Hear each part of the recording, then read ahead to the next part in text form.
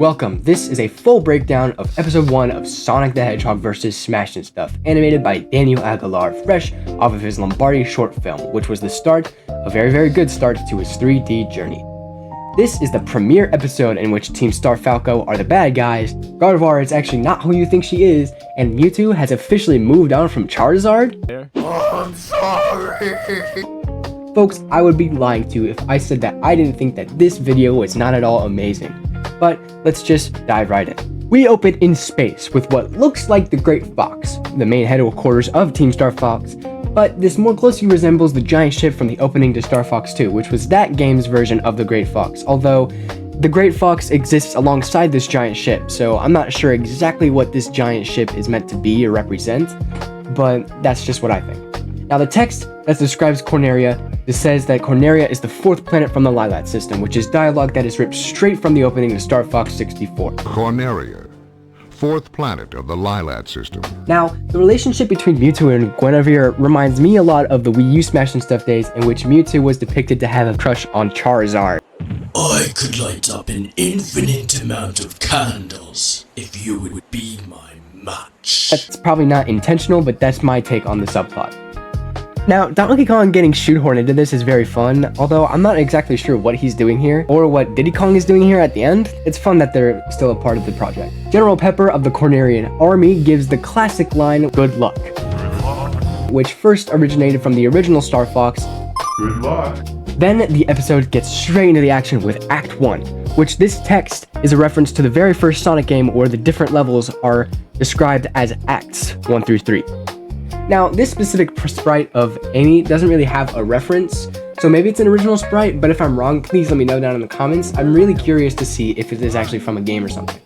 Now, this version of the tornado comes from Sonic Unleashed. It even has the logo and the name that is officially given from the game. Inside the cockpit, we see a display of Falco with a health bar and official sound effects. Now, these all come from the games.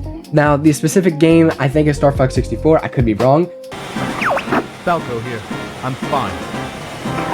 Open fire. One step ahead of you, Foxy. But the "one step ahead of you, Foxy" quote comes directly from SAS Episode 8.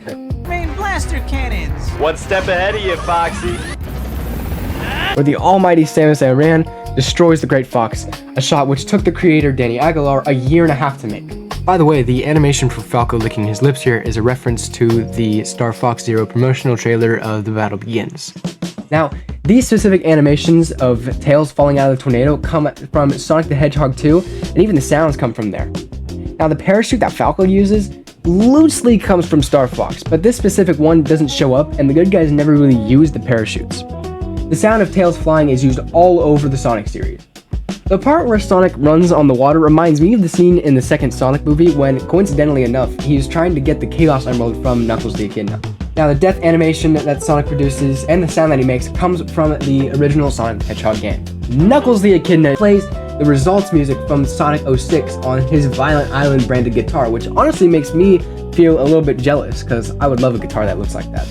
Although I'm not sure how he's playing the guitar with mittens on, but maybe it's his secret Echidna power or something. Now, the R-Wing makes the death sound that it was introduced in Star Fox 64. Now, I have to mention that when Fox is talking about how he failed his mission, he isn't really talking to Falco because he's talking as a collective "we failed." So, I'm thinking that maybe he's talking to Rob, maybe he's talking to Slippy Toad or Peppy Hare, maybe he's talking to Diddy Kong, which shows up later at the end. When Knuckles punches Sonic, a smash attack from Smash Ultimate plays, Sonic, and the song "Make Your Move" by Violent Island plays in the background. We hear the parry sound from Smash Ultimate when Falco and Fox dap up. And we see a Landmaster in the background, which is a very cool detail. Maybe we'll see that later down the line. As the credits roll, we hear the Metropolis Zone music from Sonic the Hedgehog 2 play in the background, and Wario ends the episode breaking the fourth wall, referencing his constant antics throughout Panda Brothers' videos. But anyways, that is all that I found in the first episode of Sonic the Hedgehog vs. Smash and Stuff. Hopefully you enjoyed, and if I missed anything, please let me know if I did. And Danny, do not make us wait another year, because if you do, I will find you.